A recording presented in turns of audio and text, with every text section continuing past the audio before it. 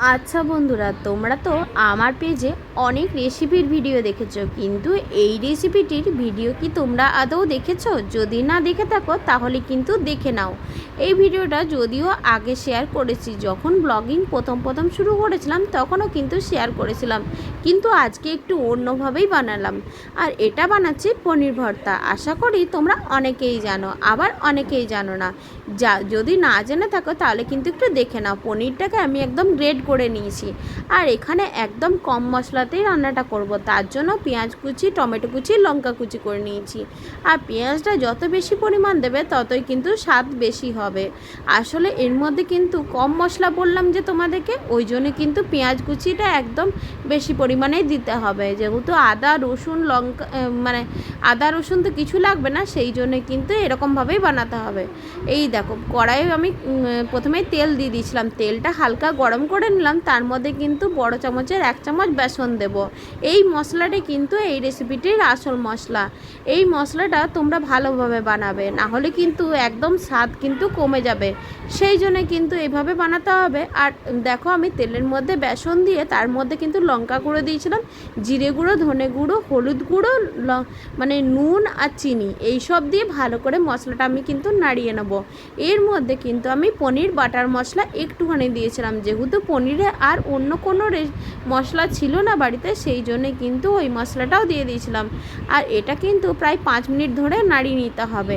আর ওপরটা যখন বাবলস উঠে আসবে তখন জানবে এটা কিন্তু মশলাটা হালকা হয়েই এসছে। আর মশলাটা যত কালো ভাব হতে থাকবে ততই কিন্তু ভালো হবে মশলাটা। এই দেখো, আমার কিন্তু মশলাটা রেডি হওয়ার পরে কতটা কালো লেগেছে। আসলে মশলাটা যত বেশি ভাজবে তত কিন্তু এর স্বাদ বেড়ে যাবে। এই মধ্যে কিন্তু কোনো কাঁচা মশলা ইউজ করা যাবে না। আর এই দেখো, আমি কিন্তু কড়াইটা ধুয়ে একটুখানি জলও দিয়ে দিয়েছিলাম, সেই জলটাও কিন্তু ইউজ করব, সেই জন্য কিন্তু মশলাটার মধ্যে দিয়ে নিলাম।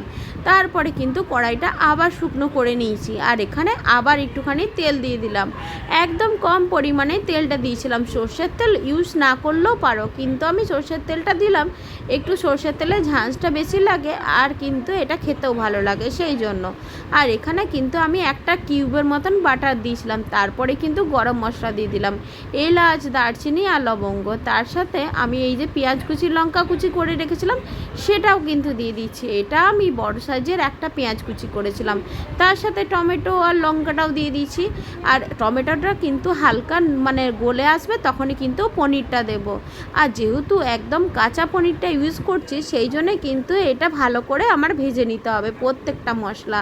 আর এখানে দেখো, আমি তো বলতে ভুলেই গেছিলাম যে ঘি ইউজ করতে হবে। আমি এখানে ছোট চামচের 1 চামচ ঘি ইউজ করেছি। আসলে লাস্টে নামাবার সময়ও কিছুটা ঘি ইউজ করব, সেই জন্যে কিন্তু একটু কমই ঘি দিয়েছিলাম প্রথমে। তারপরে দেখো, পনিরটা দিয়ে নিচ্ছি, দিয়ে পনিরটা দিয়ে ভালো করে নাড়িয়ে নিতে হবে। আমার গ্রেডার মেশিনটা যেহেতু একটু প্রবলেম হচ্ছিলো, সেই জন্যে কিন্তু গ্রেড করতে অত ভালোভাবে পারিনি, সেই জন্য একটু ভালো করে খুন্তি দিয়ে নাড়িয়ে নিলাম। আর যত বেশি করে মশলাটা এটার মধ্যে মাখাবে মানে নাড়বে ততই কিন্তু ভালো লাগবে এর মধ্যে। আর তারপরেই দেখো, আমি কিন্তু গুঁড়ো মশলাগুলো কিছুই এখনও পর্যন্ত ইউজ করিনি। এটা কিন্তু ভালো করে আগে গ্রেড করে নিতে হবে, তারপরে কিন্তু মশলাটার সাথে মাখিয়ে নিয়ে তারপরে কিন্তু ওই গুঁড়ো মশলাগুলো যেগুলো ভেজে রেখেছিলাম সেইগুলো দিয়ে দেবো। আসলে এটা যত বেশি ভাজবে ততই কিন্তু ভালো লাগবে। পনিরটা তো কাঁচা, সেই জন্যে কিন্তু একটু বেশি পরিমাণেই ভাজতে হবে। আমার আসলে কাঁচা পনির একদমই খেতে ভালো লাগে না, একটু পনির না ভাজলে সেরকম ভালো লাগে না, সেই জন্যে কিন্তু এইভাবেই আমার রান্নাটা বানানো হচ্ছে। আর তোমরা কিন্তু একদম ডাইরেক্ট মশলা দিয়ে তারপরে পনিরটা দিতে পারো। এই দেখো, আমি কিন্তু প্রথমে এটা কুচি করে তারপরে পনিরটা দিয়ে এবারে মশলাটাও দিয়ে দিলাম। এবার মশলাটা দিয়ে ভালো করে নাড়িয়ে নেবো। আর মশলাটার মধ্যে যেহেতু জল ছিল, সেই জন্য কিন্তু জলটা একটু কমে দিয়েছিলাম। লাস্টে নামাবার আগে কিন্তু আমি কাস্তুরি মেথিটাও দিয়ে দিয়েছিলাম। তোমরা যদি ভালো বোঝো তাহলে কিন্তু কাস্তুরি মেথিটা প্রথমে ভেজে নিতে পারো, ভাজার বেশ সেন্টটা অন্যরকম ওঠে, সেই জন্যই কিন্তু একটু ভেজে নিতে বললাম। আর এই দেখো, আমার একটু জলটা কম মনে হচ্ছিলো, সেই জন্য কিন্তু আর একটু জল ইউজ করে নিলাম। আর দেখো, পেঁয়াজের সাথে পনিরটা কত সুন্দরভাবে মানে মেখে নিয়েছি, আর মানে কি সুন্দরভাবে নাড়িয়ে নিয়েছি, ওই জন্যই দেখো কত ভালো লাগছে কালারটা দেখতে। তারপরে কিন্তু একটু বাটার দিয়ে ইউজ করে মানে নামিয়ে নেবো। আর কালারটা দেখো কত সুন্দর এসছে। এটা কিন্তু নান, পরোটা, লুচি, রুটি সবের সাথে খুব ভালো লাগে। আর রাত্রেবেলায় এটা দিয়ে রুটি খেতে তো দুর্দান্ত লাগে। চলো তাহলে আজকের ভিডিওটা কেমন লাগলো সেটা জানিও। টাটা তাহলে। আমার ভিডিওটি ভালো লাগলে একটা লাইক, কমেন্ট, শেয়ার করে দিও। টাটা, সবাই সুস্থ থেকো, ভালো থেকো।